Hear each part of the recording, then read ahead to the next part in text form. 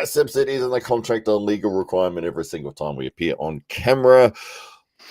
My usual co-host, Dave Stockbridge, is not available tonight, but we wish him all the best. I'm sure he'll be back on the show again next week, and we'll be looking forward to seeing the man, the myth, the legend that is Dave Stockbridge on the show. We have a wonderful guest today, all the way from New Zealand, but has made his residence here and now in Australia, in Adelaide. It is none other than Kiwi Sam Busby. Welcome to the show. Thanks for having me. That's all right. Did you have a nickname before coming to Adelaide at all? Nah, don't think I can't remember. Right. Maybe it was just you. Maybe it's just you're terrible at arm wrestling, perhaps. the terrible arm wrestler, Sam Busby. Yeah, maybe. Okay. Not a good nickname. No, I don't think I've ever had nicknames, but I think it's a good idea. I think it gives a bit of character to the club members for sure. Yeah, I love it. I think it's good fun because it's always easier to remember somebody by their nickname than it is to, try to remember their actual name. I think it'd be un-Australian if you didn't give people nicknames, to be honest. That's right. Especially my favorite nicknames for people are the ones that are longer than their actual name. Yeah. It's like the guy's name's Rob and it's like his nickname is Robbo. Yeah. Anything Aussie to shorten it down. You just got a service station called Servo. That's right. Yeah, Bottle-O or petty station. Everything gets reduced. But we'll say hello to the people who are jumping in. Richard Jennings is here. He says, "Wow, I made it." Hello to you, Richard. I did get your message. I went to write back and then I got distracted because Dave was suddenly unavailable and I had to scramble. But yes, it's great to see you in here. We've also got Dre Sali Jacobson. He says, "Sure, Sam. Shout out from the Red Line boys. Super matches over there. Been looking wicked, bro." There you go. Is that one of your New Zealand counterparts there? Yeah, one of the guys from Whangarei. Shout out the Red Line Arm Wrestling. Oh, fantastic. Is that the club that you used to pull out in New Zealand? It was sort of like a newer club that came along, sort of probably 2020 maybe they popped up, and Dre messaged me and he came down and asked if he could pull with the club, and then his club sprouted and they have some very strong members. Dre's a very good arm wrestler too, very fast hit now, so he's making good waves in the competition. Wow. What weight class? He pulls about 90 kilo, but he can pull 100 if he wants. Okay. Well, yeah. There you go. So that's great. There's so many untapped gems over in New Zealand that we haven't had the chance to see on big stage as of yet. But we're looking to make that change, and we've the pleasure of having Charles Puri on the AWE Grand Prix card most recently, and of course everyone knows the beast Mataorengi Heather Morris, and we're looking forward to seeing a lot more of the New Zealand guys as the years progress. We had Thomas Fitzy, who was in AWE 2, and he had a great match with Josh Barker, both presses. Yeah, and blood all over the table that match. It was a great match. Yeah, I'll tell you, when you absorb that damage from a press, it really does damage on your elbow. But it was a great match regardless. It was just who got the hit first. That was the main thing off the go. So it was a really interesting. It could have gone either way really, with just how fast they are hitting off those presses. Oh, yeah. I felt a little nervous watching that match. Like, oh god, I just hope neither of them hurt themselves. Yeah, 100%. Both guys are going to be jumping into that press with everything they got, and it's like, oh god, yeah. Worked out all right. It was only Josh's elbow that exploded, so only one casualty, but that's okay. Yeah, my favorite moments were seeing the referee Tim Graham wiping the blood off of the elbow pads in between rounds. Hey, it works out well because it was in an MMA arena octagon. So that's right. That's right. Yeah, absolutely. Richard Jennings says it's 5:30 a.m. and Friday morning for him. What time is it where I am? It is 8 p.m. at night, Friday night. This is one of those things with the time zone difference. We tend to sort of get the UK a lot that jumps in. It tends to be morning for them over there. For the US, it's not really the best time. It's sort of around the 2-3 a.m. or as maybe you found there, it's like 5:30 in the morning. But it's an interesting time slot because we're not hitting that US market, but we are finding a lot of the UK guys like Phil Woody and James Stewart and Neil Pickup and all the guys that, are, it's their morning, and it's like, oh, I haven't seen these guys on a stream for ages. It's like, yeah, well, because you're always doing the US market, so it's great to see those guys on the show. Yeah, for sure. Fresh Meat Arm Wrestling Club. He says, yes, the brother Sam. G'day, mate. Yeah, as I said, we had Mato Ringi on, and I was bringing up one of his match highlights, and there you were as the referee. I was like, ah. Yeah, did a little bit just to help out. Yeah. Very nice, very nice. What was it that really got you into arm wrestling? I think, like I might mention before, I didn't even know it was a sport, and then come across my neighbor where I was staying at family at the time. He said, he mentioned to my family that they were training every Wednesday, so I went along one Wednesday and was pretty much instantly hooked, because I just always loved combat sports, but the idea of being able to do this and not be punched in the head is quite nice. Yeah, absolutely. It's fun because you can go as hard as you want. Well, as long as the opponent is willing to sort of work with you at that level. But and straight after, you're absolutely fine in terms of like there's no residual head trauma. There's no like bruised ribs. It's like, sure, you might get some sore wrists or elbows or whatever, but it's like there's the danger going in there. It's like you're not going in there worrying about getting knocked out. Yeah, it's very similar to jiu-jitsu in a way, just in the way that you're trying to manipulate your opponent to bring them as close to you as possible, and without submitting, but trying to pin someone in some ways is the same thing. Yeah, absolutely. Yeah. So you jumped in your first night, you're going, oh, this is a bit of fun. Did you get absolutely destroyed by everyone there? Oh, we had a guy, Levi Holly, rest in peace, and he was multiple-time New Zealand champ, and he's about 6'4", built like a brick house, and really long levers. He just would grip up, hold his knuckle posting really high, and just say, "Take a grip." And I was just like, "What do I do here? How do I even do this?" And it took 6 months and like quite a few lessons of being told, you need to stop pushing. It's a pulling movement. Yeah. So I was just like any other newbie. Like, you come from a gym background, you think, I'm relatively strong, and then you get on the table and it's a whole different ball game. Yeah. It's weird, isn't it? Because you think, okay, I've been in the gym, I'm relatively strong, I should have a good chance here. Like, I should be able to beat some guys. And it's like you can't do anything against anybody. It's awful. It's one of those feelings of like, how there's a secret thing going on here that just can't be right. The worst part's when you pull someone for the first time and their facial expression's just dead straight. Like, what are you even doing at the club? Like, why have you even come here? Just retire early while you're ahead. Yes. What? How dare you step in and be this weak? Yeah. Red Cap Man is here. He says, what's up, guys? Hello to you, sir. And Richard Jennings has said he's working the back shift from 11 till 7, doing security and some arm wrestling exercises with bands. So this works out great. Oh, good for you. That's awesome, Richard. Mr. Peanut, that helps keep a routine for practice, Richard, he says. Yes, absolutely. And I'd like to bring up this moment here where we had a bit of a match back and forth a few months back, or probably a while ago now. But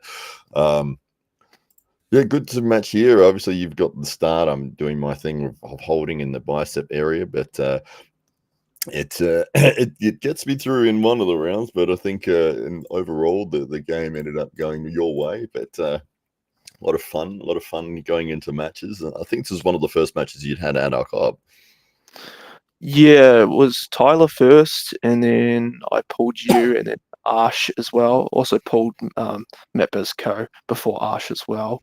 But this was a fun match. I tried to go inside just to test to see how my hook was, but that bicep lock of yours is, once it gets to that sticking point, it's very hard to pull through.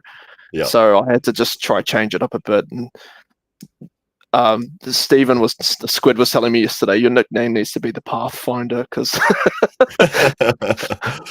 yeah, that's right. Well, you found the path right there. As you can see, you've gone with the high hand top roll, and I just couldn't get a cup in my wrist to be able to engage that bicep.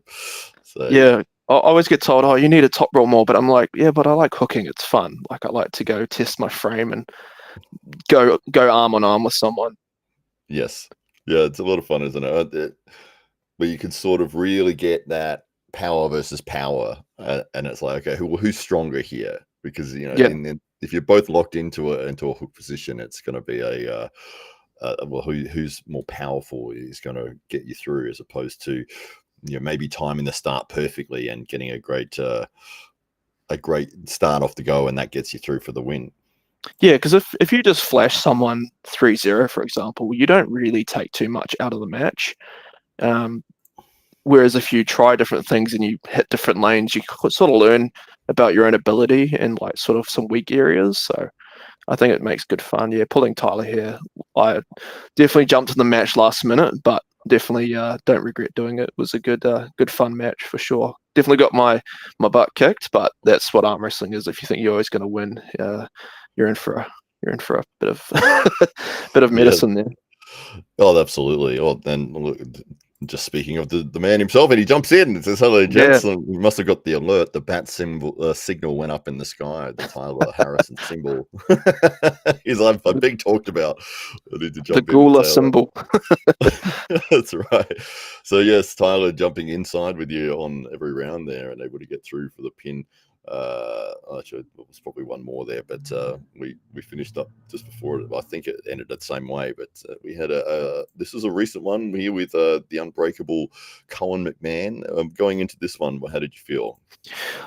I felt strong. I just was unsure. I hadn't really pulled anyone who could set a press, and I knew that he was not afraid to commit his shoulder and just turn his body away from his arm and just pull in a very Jules-esque way.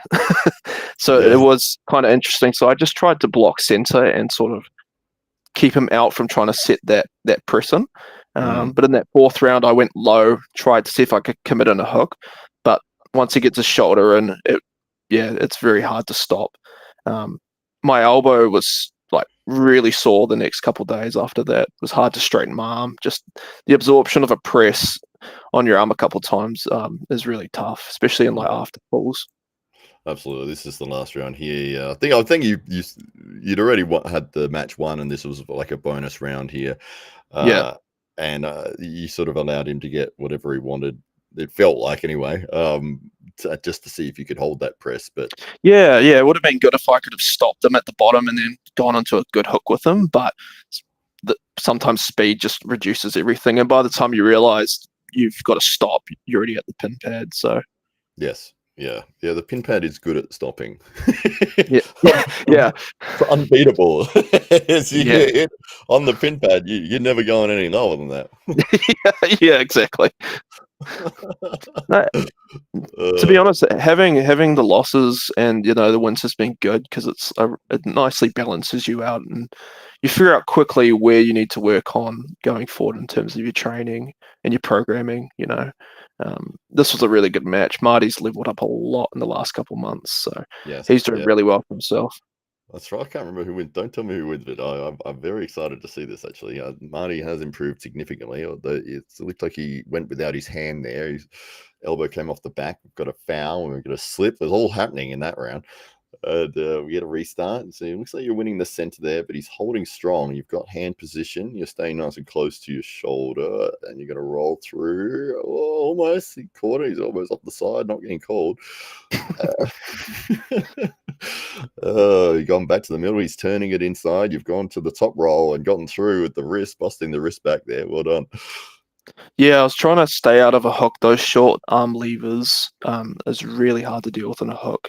It really makes it easier for him to pull you down and pull down onto your back pressure. So tried to stay out of a hook as much as I can and just try and match him through the top of his hand. Yeah, it doesn't look like you're winning the center majority of the time. He's almost dropping into it looks like an open hand top roll defense, like just to be able to hold on at the start there. Yeah, so anyone because he likes to hook and top row, of course. Any hook is really going to be pushing for center. So I just tried to match it and just protect my center as much as possible. Mm-hmm. Yeah. Yeah. Well, I mean, you rolled through with a nice top roll there for the second round win, and this is the start of the third here, and we're just getting underway. Let's have a look what happens. He's stuck in the middle. He's got the advantage there and rolls through with almost a side pressure hit. Didn't really get the wrist involved there, but it was a lot of power on the side. Yeah. Yeah, his side pressure control is really good. Like, for the amount of time he's been arm wrestling, like, he's going to be very dangerous in the next 2-3 years. Obviously, no injuries, and no real pain. But yeah, the trajectory he's on, he's going to be a real threat at nationals, I believe, if he wants to compete there. Absolutely. No, he's doing very well, especially at that lighter weight class. So Yeah. we've got, this is round 4. We'll see how this one plays out. Do you remember your game plan here at all? It was just try get through the match as fast as possible and see if I can win the high ground. Okay. All right. Well, let's have a look here, because it looks like you're going high, and he looks like he's ready to turn straight in for that hook. Yeah. So, it was to try keep his palm flat if I could. And that way, if he tries to hit sideways, his wrist might kick back a little bit, and then I can try pull him back, pull through the top of his hand and get a win that way. Well, let's have a look how it plays out here. So get a start, missed the start a little bit. He's dragged. You've gone with the open hand position, kept your pronation. You've got him busted back here, holding on the bicep, unable to hold it, and well done. And yeah, the Pathfinder, it's not a bad nickname there, because it did look like you found the way through on every round there. Yeah.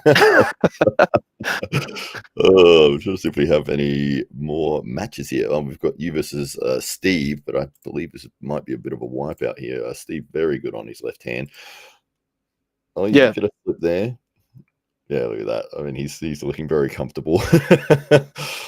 Yeah, he's leveled up a lot, especially over the last 6 months. He's really found his element, and he's feeling really strong. So even just on practice table, it's getting harder every time. But yeah, it's I know we had a match before, and that was a good fun. And this was really good. I had a bit of elbow pain in this match, so it was quite hard for me to go into hook. In the third round, I felt like my inner elbow was going to just pop off. So you'll just see me stop, because I just felt like, just injury prone. I just didn't want to keep myself out of arm wrestling for a few months or a few weeks, if that makes sense.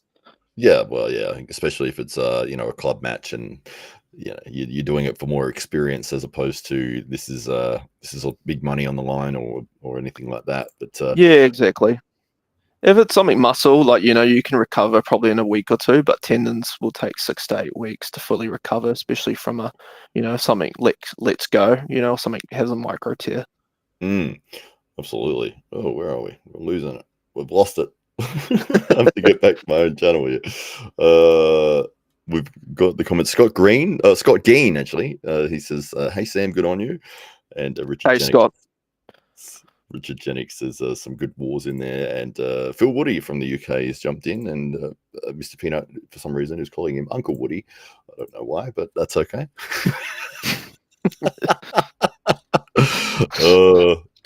Let me go back here, because I'm enjoying going through these matches, actually, and there's a whole bunch of them. This is one of those things that has really separated you from a lot of other people that have joined the club, is you're willing to jump on the table and have as many matches as you can. Yeah, well, the idea for me at the moment is to pull everyone in the club in a match, essentially, those who are willing to, have a go. But yeah, I do want to try pull every single member in the club at least once, left or right, it doesn't matter. And there should be a few matches coming up in the next couple of weeks. I know I do want to pull Tim at some point when he's ready to come back, but yeah, I think that will be a really fun match as well. This was one of my favorite moments, actually, right here. Oh, yeah, this was brutal. I felt bad, but yeah. For the people who haven't seen this match, there's a moment that's about to take place here. I'm going to put the sound on so you can hear Sam. Because, all right, I'm just going to replay this a little bit. We'll get back here. So Sam is in a flop wrist position, and Ash or Goku is he's trying to pull through it for some reason, and I mean that's going to be a slip every time, but he didn't want to let go, and we'll see what the result is here. Just let go. You're not going to pull me back from there.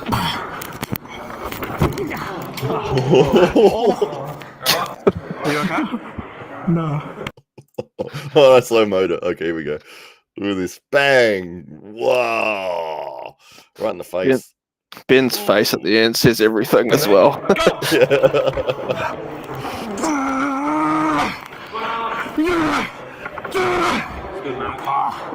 man. Do not move. That was great. Well done. He really got hurt though, didn't he? I mean, he punched his glasses, went flying. He was red mark under his eye.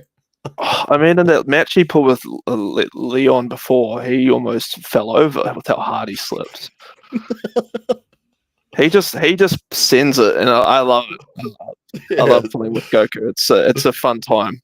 Absolutely, yeah, for sure. So you're up 2-0 here. It's going to the third round. Obviously, he's a very much a high hand top roller.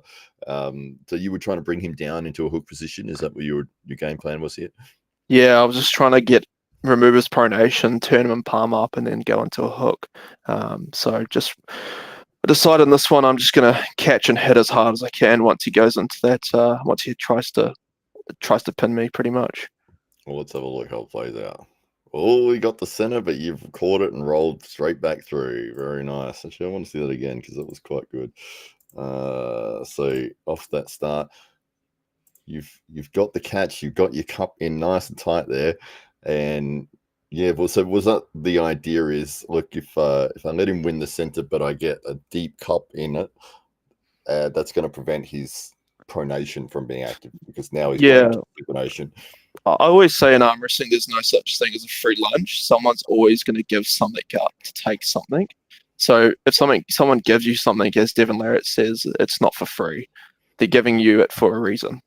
Right. Yeah. Exactly. Anyone who has a great bicep lock will give up their pronation to sit on their bicep and go with mega cup. Yeah. I don't know anyone that would do that. No, but it's no different to Todd Hutchings, where he will give up part of his wrist to a top roller because he can back it up with his arm and his connection through his side pressure. Yes, his arm power is so strong that he doesn't necessarily need his hand, and you'll see most of the time he's winning lots of matches with his wrist bent back. That's right, absolutely, and just throwing everything to the side. But you've caught that and dragged it right back. Big surprise look on Arsh's face there. He wasn't sure why that didn't get through, but he's been trying to learn to hook. He's been every time we pull now, he wants to learn how to hook better. So it's always good to, like I said, every time you lose, it's an evolution in trying to learn something new.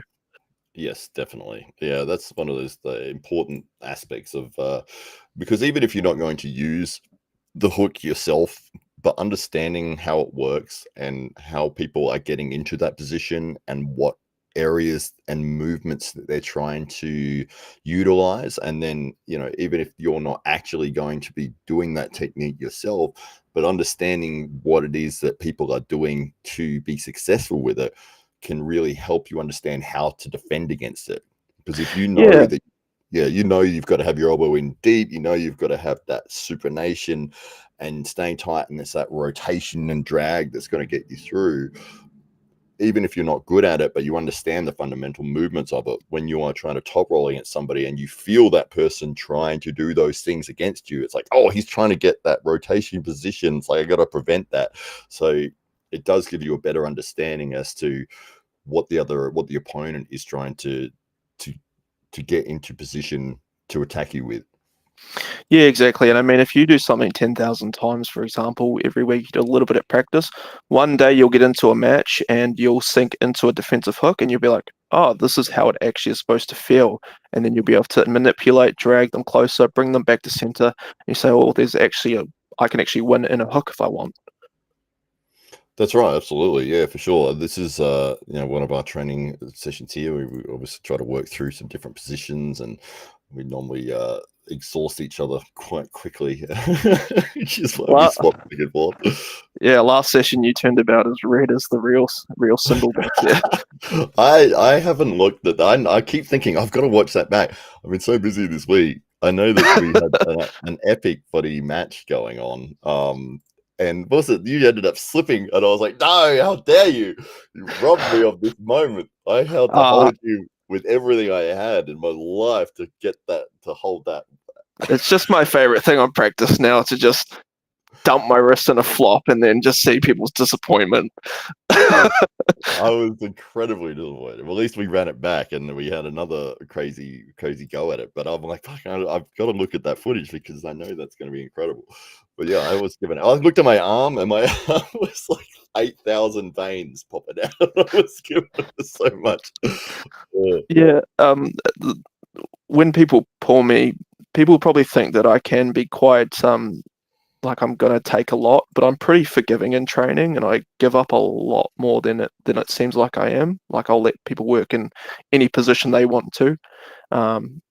Whereas, if you pull someone who's just whamming or pinning the whole time, it is very difficult to feel like you can gauge where some weak areas are.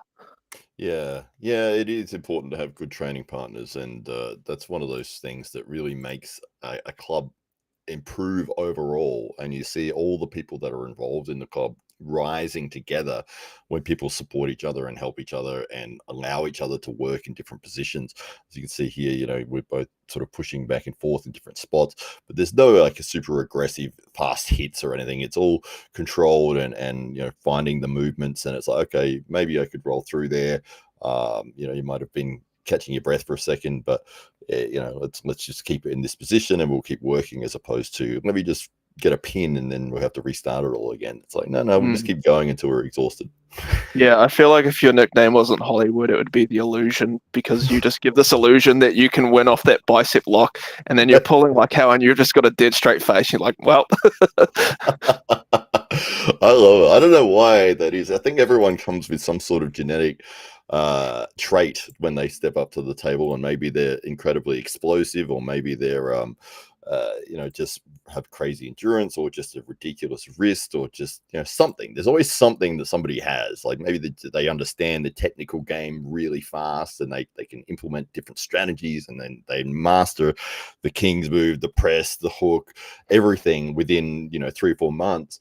And it's like, oh, how did this person pick up these techniques so quickly? And it's like, well, that's their thing. But for me, it just seems to be that spot here. It's just like it gets to there and just doesn't go any further. Yeah. It's just one of those people. It's one of those things, you either have it or you don't. Some people have an incredible hook, but top roll takes them a lot longer to develop. Some people have a great top roll, but their side pressure and hook can lack. So, I mean, you're going to be strong either one lane or the other, but arm wrestling is a strength sport, and you can always get stronger regardless. There's always training, and the information that we have now, there's just so much on the internet. There's no limit to what of information you can take in. Yes, absolutely. Yeah, the good comment here from Mr. Peanut. He says, think radius if rotation, post them back, change the arc of their power range. Absolutely. Yeah, so much about leverage and positioning and recognizing where your opponent is trying to get to be able to drive.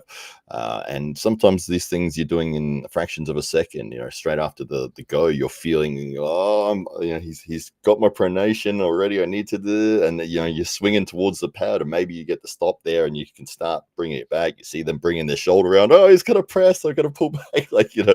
You're recognizing all these things in microseconds based on your opponent's movements, their body positioning, what they're doing with their wrist, how they're applying pressure. Maybe you're feeling a lot of pronation, a lot of chop, a lot of this, and you're trying to make those adjustments in quarters of a second so that you can implement your game plan at the same time, which is what I think is so much fun about the sport, is that you're not restricted to just one thing. Like, you can do whatever you want as soon as they say go. You can flop, you can do whatever, as long as it works for you. But and you can obviously change between techniques, and maybe you can't get through on a top roll, and it's like, oh, I can press this guy. Okay, I'll just do that. It's like, as you said, the pathfinder, finding that way through to victory.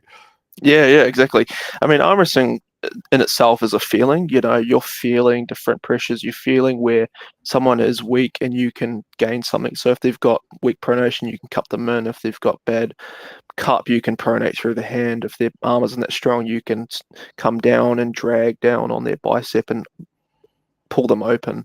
Because I think, like, people don't understand is, for new guys especially, is that it's the leverages. If you're picking up a dumbbell from here, so I'm nice and close, versus out here, it's a lot harder to lift something from here just based on the range of motion, as opposed to picking up, something here. So that's why it's important to be as close as possible. Obviously, that's not always the case, but the leverages and angles make such a difference in a match. And I think as you go and you learn more, you start to learn more things on the table, pulling with different people. For myself, I'm learning more how to adapt my rotation through my hand in a hook, and I'm continuing to train that, and feeling how I can pull against the really strong guys on a hook and actually feel like I can budge some sort of lane against them. And I think it's the same for everyone as well. Yeah, absolutely. Yeah, that rotation on that hook is something a lot of people seem to miss. They get so powerful in that just locking in that position and then rotating through, but they don't add this little movement, which is so critical, because your opponent, if they're defending, they're in this. So let me get the camera in the right position. So if they're defending like this, and then you turn their wrist over even further, just with that little, it might be only half an inch. Like if you're hitting here and you just get that little extra bit, can get you the pin or get you the position where now they're completely turned palm up and you're going to roll through. But that movement, like it's you can see, like that's the whole range for me, like right there. And it's not much, but if you get strong at that, it can make all the difference in when you're hooking. Yeah, a lot of it also, like time under tension with arm wrestling, you also find that the flexibility in someone's wrist comes just from time of doing it. Like especially in hooking, you notice when you hook, like your wrist might start here, but as you go, it gets further and further. Eventually, you can get really good flexibility, and you stretch those tendons and ligaments out, and they just get used to that tension there. Yeah, it's always interesting when you get somebody who's relatively new, and my first instructions is always, okay, well, you want to flex your wrist, and then we'll go from there and start doing stuff. But first thing you want is this, and I say, well, how much can you flex? And most people, they get to out there, and it's like, is that as far as you can? I'm like, surely you can go further, and they're like, that's it, like that's as far as it goes. It's like, oh, okay, well, that's going to make it really difficult for you, because you got no leverage. Like if you're like flat wristed, everything's difficult. You got nothing to twist with. When you're here, you've got so much more leverage with that joint fulcrum that you create. Yeah, when you get someone new, like the most important thing is not to overwhelm them with information. The good thing is you just teach them safety and good habits from the start. You work with that for about a few weeks until they start to understand they need to watch the hand, they need to keep their shoulder behind, their elbow inside their shoulder. And then you need to feel out what the movement is and seeing if that changes, because a lot of guys, they'll get to 3/4 of towards their side and then they'll start pushing on their through the humerus. And you say, well, you need to stop. Like this is a bad habit. Remember, arm wrestling is a lot more pulling than it is pushing. Maybe when you've been doing it for a few years, then you can try new things out when your bones and joints are conditioned. But you just need to be safe and stay injury free for like as long as possible, really. That's right. Yeah, absolutely. It does seem to be one of those things where you can explain back pressure and cup and roll and pronation and all that sort of thing to somebody who's relatively new, and they seem to grasp those concepts quite quickly. But as you said, like it seems to be that they get that for like 3/4 of the movement, and then they see that they're this far away from the pad, and they're like, oh, I'll just push sideways. And it's like, no, that's no, like, yeah. Keep doing that movement of going backwards with more drag, more rotation. Because if you get to 3/4, don't just go, oh yeah, I'm just going to stand and just do this. It's like, because you're only as good as you teach it, right? So if you're getting taught bad habits from someone who's experienced, you're going to pick those up over 6 months if that's repeated to you every single week. Whereas if you get someone who takes their time, explains to you why you shouldn't be pulling in a certain direction or applying pressure internally too much, that it's going to cause damage. Like I try not to say you're going to break your arm, but I just say like you could end up injured, just to not scare you guys. But it's just ingraining that information that there are risks with this sport, but if you pull safely and you actually are cautious of how you pull, you can have a pretty good career without really too many injuries. Yeah, that's right. Absolutely. I mean, and the good thing is, it seems to be with our sport, like the ultimate worst injury you can get is an arm break. And it's like, okay, well, you go into any emergency room on a weekend, during the day on a Saturday or a Sunday, and you will see football players, you will see soccer players, you will see every sport that's out there with people with broken legs, have been head-butted accidentally or knocked out or this or that, and it's like, okay, well, how often are the arm wrestlers coming in here like with severe injuries? Pretty rare. It's not very common. I think arm breaks worse in like the first couple of years, and then it goes to tears, bicep tears, tears in the wrist, because they're the ones that take a year to heal. With I don't know, all things given, no surgery, maybe just a partial, but you get a broken arm, you can be arm wrestling, in another 6 months, really back to normal health, and probably maybe even stronger because of how the bones mend. Yeah, that's right. And you think, okay, that's the worst possible thing that could happen in the sport. And it's like, it's not like boxing where you could die, or kickboxing, or, any of those things. Even jiu-jitsu where you could get paralyzed accidentally, or, I saw a video, unfortunately, a guy, his instructor was the one that did it to him. Just went to roll over the top, and the guy's head got stuck underneath his body, and that was it. So, yeah, it is. Yeah. But I mean, that's very rare to see something like that happen, thankfully. And jiu-jitsu is a very, very structured and important leverage position sport, similar to arm wrestling. Yeah, and that's always worst case scenario. These things aren't going to, arm break and a muscle tear aren't just going to happen by themselves. It's going to be, a few years down the track. And it's normally the arm breaks that guys who go into tournaments and haven't been pulling that long.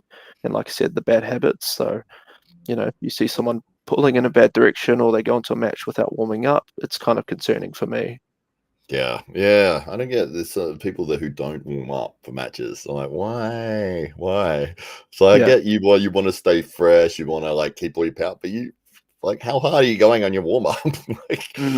Just some very light back and forth. Loosen up the joint. Like, that's not going to affect you on your ability. But to walk in there completely cold and go 100%, it's like, oh god. And just speaking of that, like pain management, as we go down, like yourself and me, there's always someone at the club who's got some sort of niggly injury going on. And what's kind of interesting to me as I've gone further into the arm wrestling, hobby lifestyle, I suppose, sometimes it can be referred pain. I think there's always a chain, because it starts with the hand and wrist, then moves up to the arm, then to the shoulder. And sometimes like pain in the shoulder can be referred to, weak stabilizers on the back, such as subscapular, because your back's a large area and you do use your lats, but the rotator cuffs they're large muscles, but they break down into smaller groups of muscles. So it's not just like you can say your rotator cuff, but you got your subscap, infraspinatus, supraspinatus. Yeah, supraspinatus. Teres majors, teres minor. Yeah, exactly. And if one of those are inflamed, it could be that there's something just lacking in, even if it's just warming up with internal and external rotation on a band, doing some like full range of motion flies. You can also grab a dumbbell, put your arm against the wall and start at 90 degrees and move up, and you do that 3 times a week. I notice a massive change in the inflammation on my shoulders goes down from doing that. And that's just putting fresh oil in the car, in the motor, pretty much every week.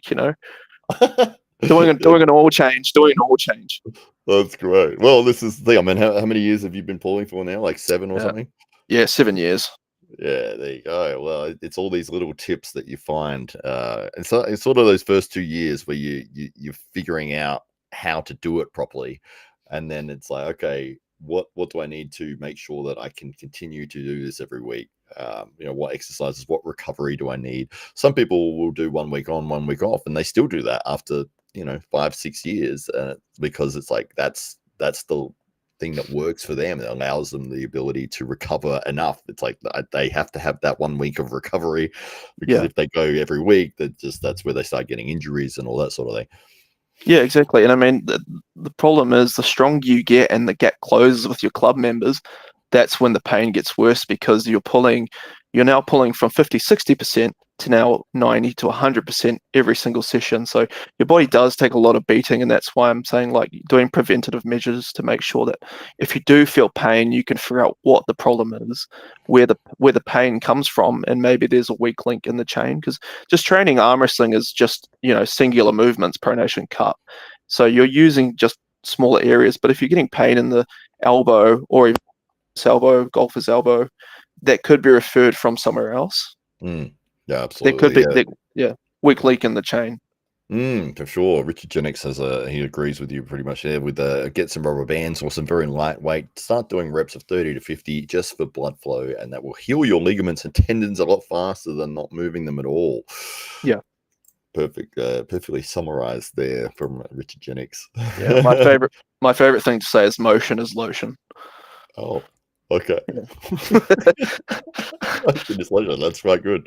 We might wrap things up here. We've had some great comments in. We'll just quickly say hello to some of the people that you might have missed. Jason Coyer, is he one of your guys?